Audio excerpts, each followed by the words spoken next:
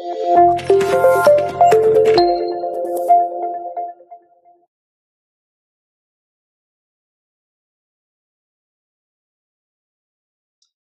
nakuha ninyo ang pinakasusi sa bawat libro na sinong gagawin sa inyong mga assignment na inductive study of the book na napili ninyo, ito yung magpapalinaw sa kabuuan ng aklat na yan. Ang halimbawa na nais ko ibigay sa inyo ay ang aklat ng Hebreo bilang guide ninyo sa inyong aklat na pag-aaralan. Hindi ko ibinigay sa inyo ang aklat ng Hebrews sapagkat ito ay napakahaba. Merong 13 chapters. Pero para ito ay maunawaan ninyo kapag binasa nyo, advantage kayo ngayon sa ibang mga estudyante. At yan ay isang bagay na maganda dahil kayo naman ay graduate na sa bachelor. So when you read the book of Hebrews, you need to know the key to unlock the entire letter. So, ano nga ba ang susi ng aklat na ito? And nais natin munang maunawaan ang background. Ang background ng aklat ng Hebrews ay ito yung panahon na pine-persecute ang mga mananampalatayang Hudyo. Kasama na ang lahat ng mga hindi Hudyo, maging ang mga Hentil, basta ikaw ay Kristiyano. At para sa mga nakakasakop na mga Romano, ay legal ang Judaism at ang Christianity ay illegal. So, kapag itong mga nape-persecute na mga Kristiyano ay babalik doon sa kanilang dating relihiyon, lahat ng nawala sa kanila ay malamang ibabalik sa kanila. Kung tatalikuran lang nila ang Kristyanismo o itatanggi ang Panginoong Jesucristo bilang siya ang Mesyas at magko-confess sila na babalik doon sa dati nilang paniniwala, Judaism, ay muli marerestore ang lahat ng mga nawala sa kanila dahil sa pagiging illegal. Yan ang iniisip ng mga mananampalatayang ito. Ito yung nadidiscern o kaya ay dumating sa pandinig ng sumulat sa aklat ng Hebrews that the Christians are planning to return to their old religion, that is Judaism, para ma-restore ang lahat ng nawala sa kanila, possibly included yan yung mga na-confiscate na mga properties nila, ang mga anak nila ay libre nang makakabalik sa eskwelahan, at lahat ng mga bagay na na-deprive na sa kanila sa pagiging Kristiyano ay ibabalik. Ganyan ang kalalagayan nito. So, ano ang ipinapaliwanag ng sumulat sa aklat ng Hebreo? At nais kong makita nyo ang katotohanan ito na pinipigilan silang bumalik doon sa dati sapagkat sa kalalagayan nilang bilang Kristiyano ay ito yung pamamaraan na ng Diyos sa kapanahunan yon. Na nangyari na at natupad na yung pangako ng Diyos that He will be giving a new covenant to His chosen ones. Jeremiah 31:31 to 34 at maraming dako sa Old Testament na mga ilang detalye tungkol sa new covenant. Pero makikita natin later on na yung Jeremiah 31:31 to 34 ay nandoon sa Hebrews chapter 8 beginning verse 7 to 13. Nangangahulugan na talagang yun ang target ng sumulat nito. At ito yung pinakasusi. Para maunawaan nyo ang bawat bahagi ng aklat na ito, ang target niya ay nais niyang ipakita na hindi lamang they are in the new covenant in Christ, but it is more, better, superior, and the best ang mga promises dito. So he begins his comparisons. Kung titingnan nyo ang chapter 1, nagpapasimula ng ganito. In the past, God spoke to our forefathers in various ways and in many ways. But in these last days, He has spoken to us through His Son. Makikita nyo na diyan ay pinagkukumpara na kung sino ang lawgiver ng old at ng new. That in the new covenant, It is Christ, the new lawgiver.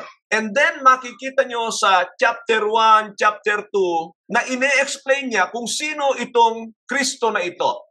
That He is the Son of God, He is better than the angels, He is superior than angels, at kung ano-ano pa.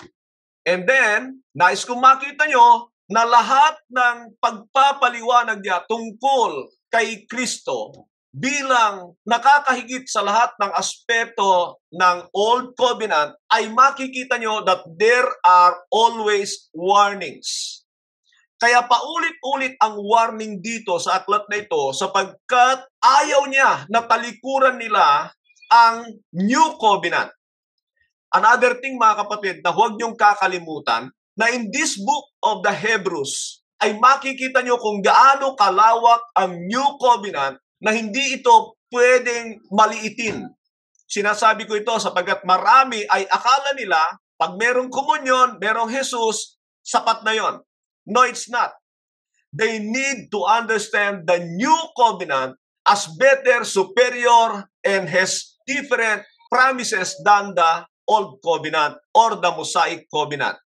Tandaan nyo lagi na kapag sinasabing Old Covenant, that is the Mosaic Covenant, ang pinakamalaking kakontra ng New Covenant.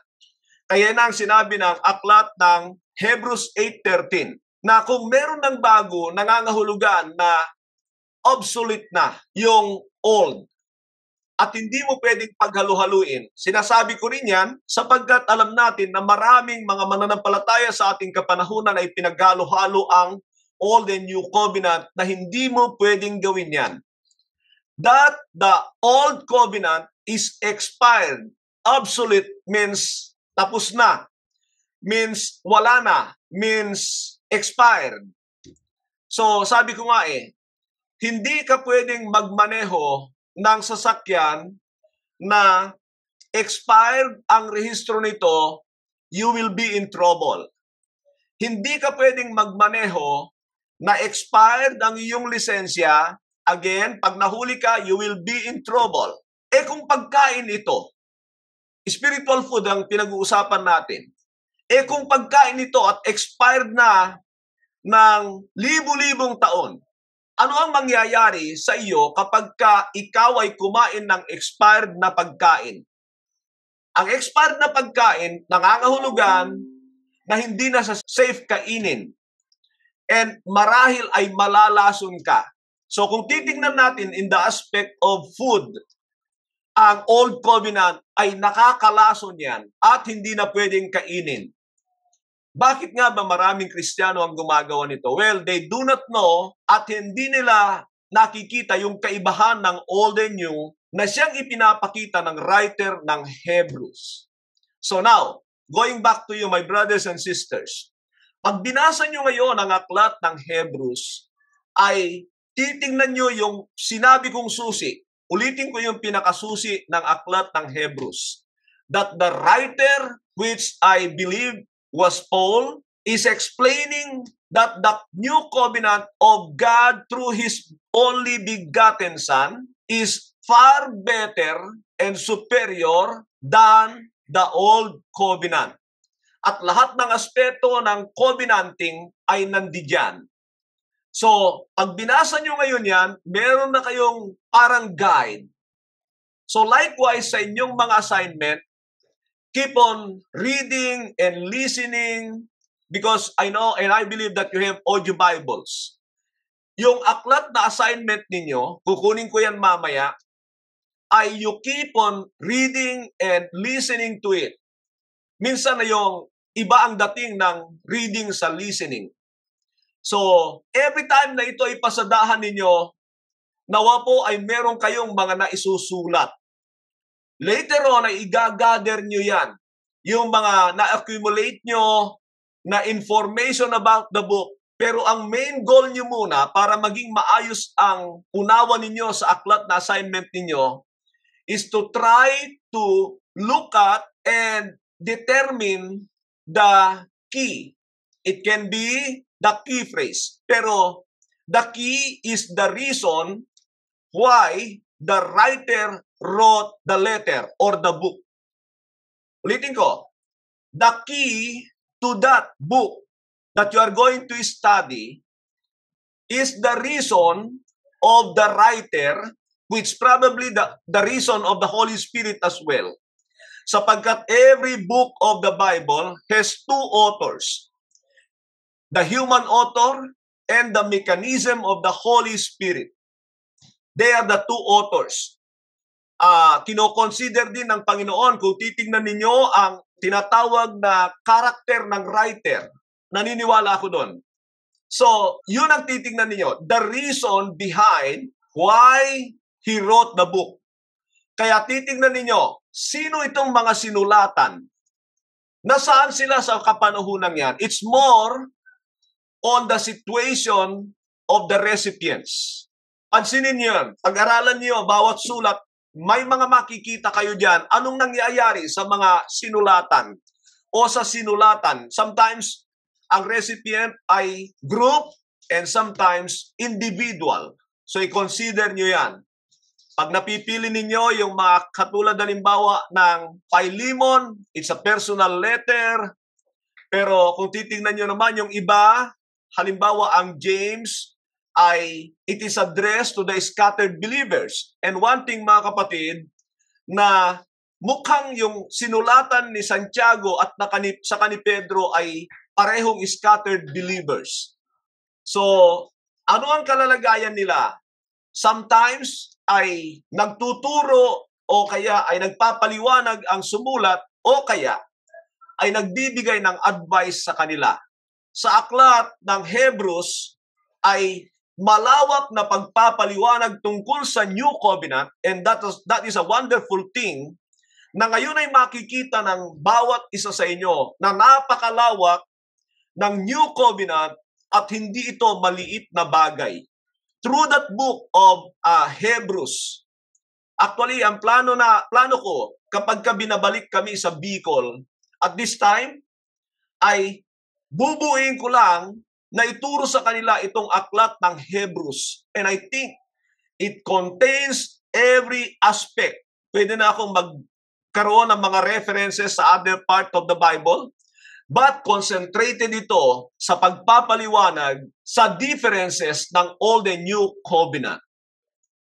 As students of the Word, nakafocus lang tayo sa Biblia. Huwag muna sana kayong gagamit ng anumang mga commentaries o study Bible, study about the Bible. Mag-focus kayo and trust the Holy Spirit na siya ay magturo sa inyo at makapangusap sa inyo. That is our goal, na talagang tayo, lalo na kayong mga graduate sa bachelor, ay talagang magkaroon na ngayon ng ministry ang Holy Spirit sa buhay nyo. So, pinapaiwas ko muna kayo na magbasa ng mga libro para hindi mahadlangan ang ministry ng Holy Spirit sa inyo. I do believe in that. So, meron naman kayong kakayanan lahat. And I don't care whether you use the Tagalog Bible or English Bible. Naway, makatulong sa inyo ito at maging guide ninyo sa inyong pag-aaralang aklat.